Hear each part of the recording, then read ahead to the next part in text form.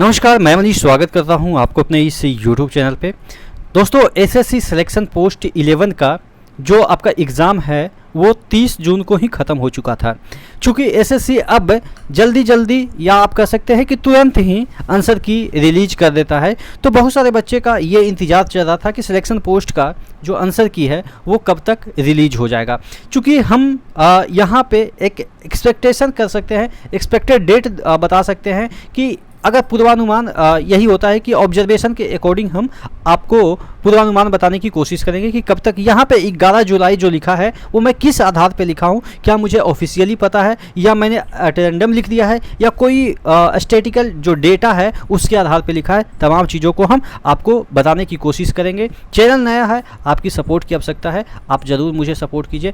मैं आपके लिए इसी तरह से एनालिसिस करके वीडियो ज़रूर बनाता रहूँगा और आप तक पहुँचाता रहूँगा। चैनल को सपोर्ट करने के लिए सब्सक्राइब जरूर कर दीजिएगा, आपसे एक रिक्वेस्ट है। चलिए हम ये जो 11 जुलाई लिखे हैं उसके पीछे का बैकग्राउंड समझने की कोशिश करते हैं। 2023 का फेज 11 पोस्ट का सिलेक्शन पोस्ट का ये वैकेंसी है।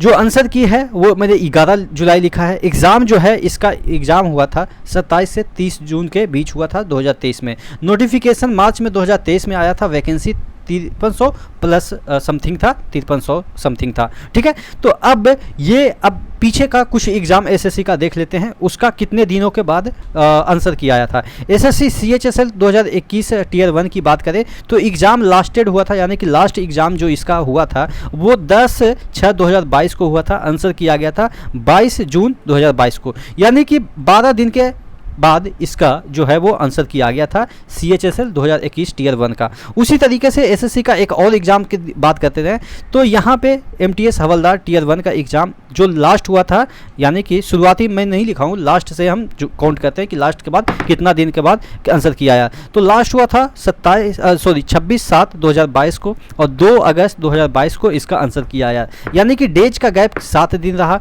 और स्टेनो 2022 की बात करें तो एग्ज़ाम हुआ था इसका लास्ट 18 नवंबर 2022 को, 24 नवंबर को इसका आंसर किया आया, 6 दिन के बाद इसका आंसर किया गया था। उसी तरीके से एसएससी सीपीयू जो 2022 का एग्ज़ाम हुआ था 25/11/2022 को और आंसर किया गया था आपके 20 दिसंबर 2022 को, यानी कि ये सबसे ज़्यादा दिन लिया था, 25 डेज लिया था ये आंसर की रिलीज करने में। उसी तरीके से हेड कांस्टेबल मेंस का जो एग्ज़ाम हुआ दिल्ली पुलिस का, हेड कांस्टेबल मिनिस्ट्री का जो एग्ज़ाम हुआ था इन दिल्ली पुलिस 2022 का जो एग्ज़ाम हुआ 20/10/2022 को और आंसर की रिलीज हुआ 2 नवंबर 2022 को। 13 दिन का इसमें गैप रहा। सीजीएल की हम बात करें 2022 का तो एग्ज़ाम हुआ 13 दिसंबर 2022 को और आंसर की रिलीज हुआ आपके 17 दिसंबर 2022 को। इसमें 4 दिन का गैप रहा। तो इस तरीके से अगर हम इन सैंपल को मिलाएं तो 12, 7, 6, 25, 13, 4 डेज इस तरीके से गैप रहा है। एवरेज लेते हैं तो 11 दिन का गैप रहा।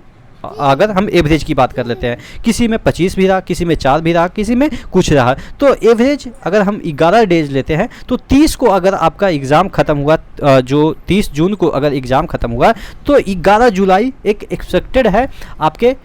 कल भी आ सकते हैं, परसों भी आ सकते हैं, लेकिन 11 के आसपास 2 दिन आगे 2 दिन पीछे इस तरीके से या 11 को इसी तरीके से आपका जो है वो आंसर की आ जाएगा।